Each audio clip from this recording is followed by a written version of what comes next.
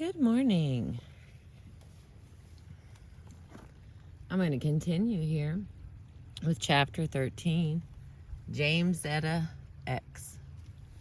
I want to be fair here. I can't tell how clear it is, but, looks clear.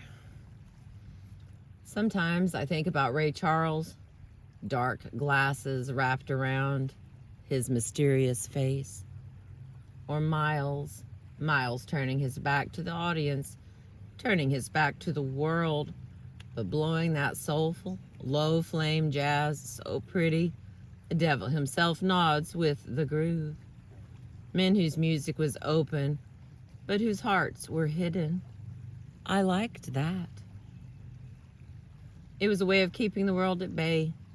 And while I was letting John Lewis be my surrogate daddy, leading me places, business places, religious places, where I'd never been before, I was also getting high as a motherfucker and loving it, or thinking I was loving it.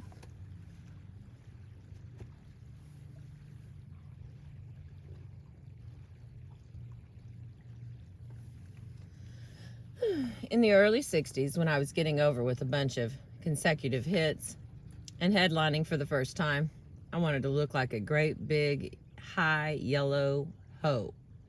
I wanted to be nasty. Maybe I wanted to be Dorothy. Maybe I wanted to fulfill my image of Dorothy, or defy or infuriate Dorothy. Pleasing her seemed impossible, and although I might be repelled by her behavior, looking back, I can't believe my own aggressive actions didn't mirror my mother's. If Dorothy was bad, I was going to be super bad. I was going to smoke weed, shoot heroin, snort cocaine.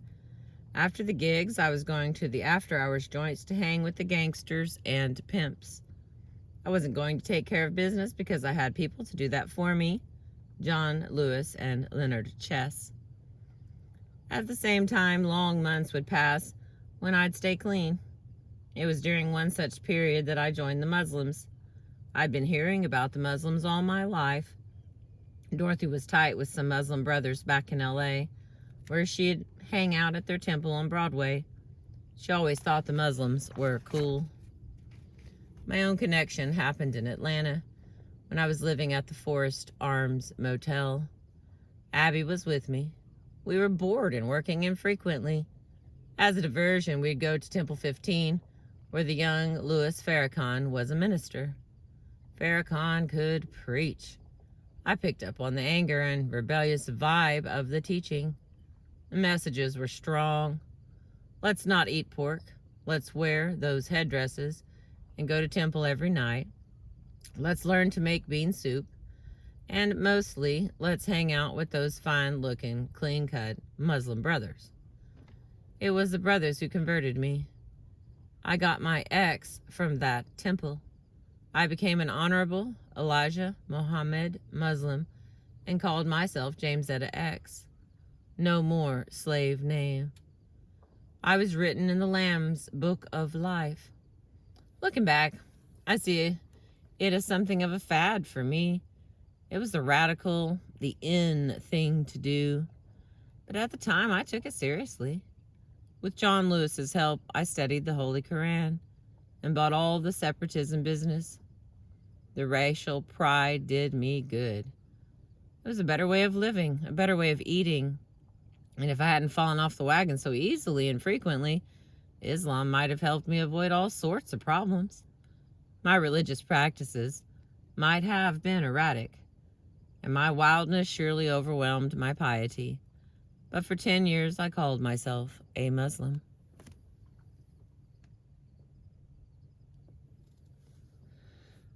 An undercurrent of violence surrounded the Muslims, which might have been another reason I found the group exciting. The Atlanta temple was blown up by some renegades. When we moved on to New York and were living up in Harlem at the Teresa Hotel on 7th Avenue, we'd go to 116th Street to hear Malcolm X at Temple 7. He was incredible. I identified with Malcolm. I knew him from the old days as a slick N-word, an operator who had now changed his ways to become an intellectual and spiritual leader. The cat inspired. I never changed my stage name, which shows you I never embraced the strict doctrine. I'd sneak and eat pork. I didn't agree with everything the Muslims preached. On the other hand, hearing the white man called the devil didn't bother me at all. Calling anybody the devil gave me a chuckle. And speak of the devil, Fidel Castro was living up in the Teresa Hotel the same time as us. They blocked off the top 6 floors for him. This was in 1960. And he had coops on the roof with live chickens, so he could prepare his own food. Fidel worried about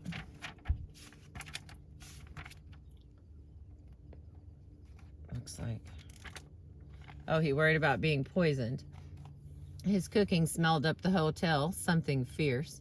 Seemed like all the man did was eat. In those days, I started playing the Apollo 3 times a year. That gig was good as gold, all through the 60s and into the 70s. The Apollo was where Cassius Clay came to see me. He was a fan.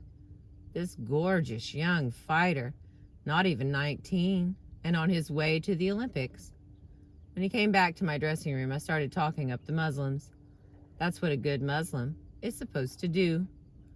Cassius was with his brothers, and I invited them both back to the Teresa Hotel so I could run down more Muslim propaganda. I gave them brochures and tracts, reading over different passages. I was super enthusiastic. Cassius was so fine and impressionable. I was just interested in keeping his attention. Nothing happened between us. We were just friends. But I think I made an impression. Sometime later, I was in a Miami hotel, dead asleep, when I heard this banging on my door. "Red, get up. Red, it's Brother Malcolm." I threw on a robe and opened the door. Standing before me were Cassius, now Muhammad Ali, and Malcolm X. Malcolm, like many blacks, liked to call light-skinned Negroes Red. That was also his nickname for the old days. "Get up and come run with us, Red," he said. "Y'all are crazy," I snapped back. "It's not even noon. Don't come around here talking about no running." Malcolm was helping train Muhammad for an upcoming fight. They'd been up at the crack of dawn. Man, I've never been that healthy. So I gave them both a kiss on the cheek and sent them on their way. When John Lewis heard about their visit, he went crazy.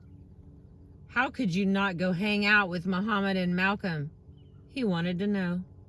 Malcolm was John's idol. In some ways, John got his chops off Malcolm. Influenced by Malcolm, John became an Ahmadiyya Muslim, and eventually I did too. The Ahmadiyyas, Ahmadiyyas,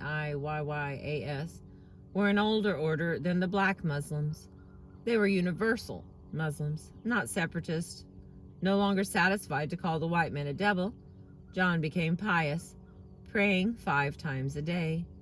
He was also urging me to become more serious. I tried, and for a while I was.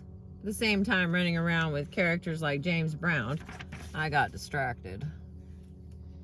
And here's another story. Everyone knows that James Brown is great. He's a great writer, singer, dancer, band leader, original funkster. But he's also a little dictator, an arrogant lord over the world of his music. I fell into that world in the early 60s when James had a hit with "You Got the Power," a song he sang with B. Ford. B was Joe Tex's wife and was pregnant. I mean, showing pregnant. When James snatched her away from Joe. Because she was off having her baby, James asked me to sing her part. I said sure. James was the headliner, and me and Jackie Wilson were somewhere further down the bill, so I was happy to accommodate him. We were playing at the Howard in Washington when late in the afternoon, James asked me to go downtown and buy him some long black knee socks in a very sheer nylon-like fabric. Fine. First, I bought myself some stockings and then went shopping for James. Knee socks, at least the kind James wanted, were hard to find. Finally, I was able to locate a pair, but the search made me late.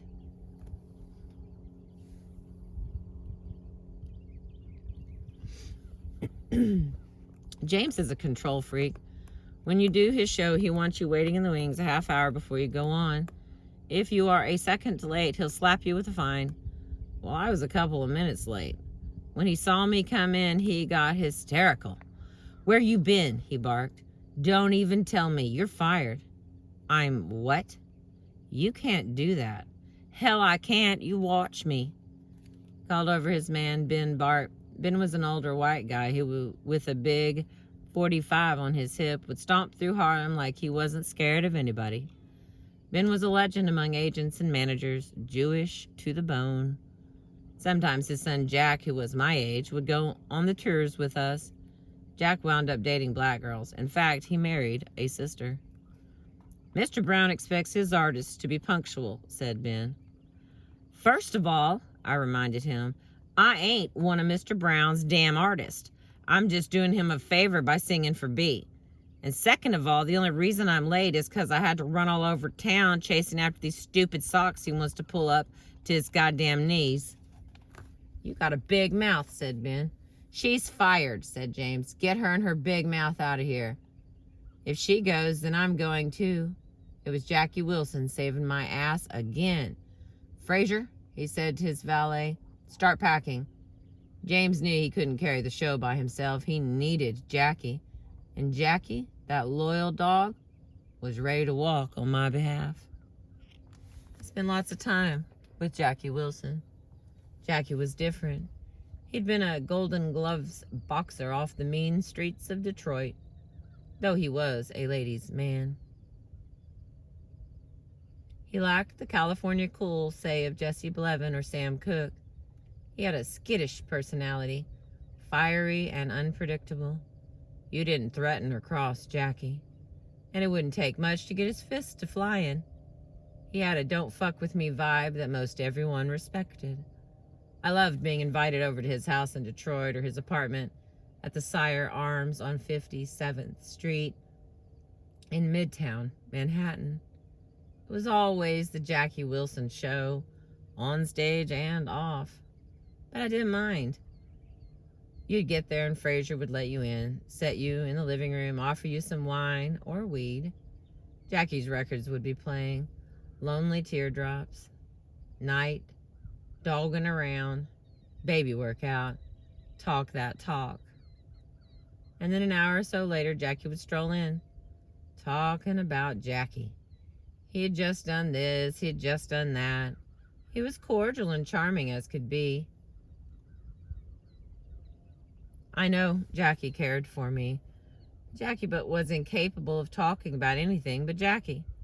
Jackie Wilson loved being Jackie Wilson. During dinner, we'd be listening to more Jackie Wilson records. My Empty Arms, Alone at Last. Before he'd invite me to the den to hear a press testing of something he just recorded, like Shake, Shake, Shake. When it was time to leave, he'd give me a copy of his latest album,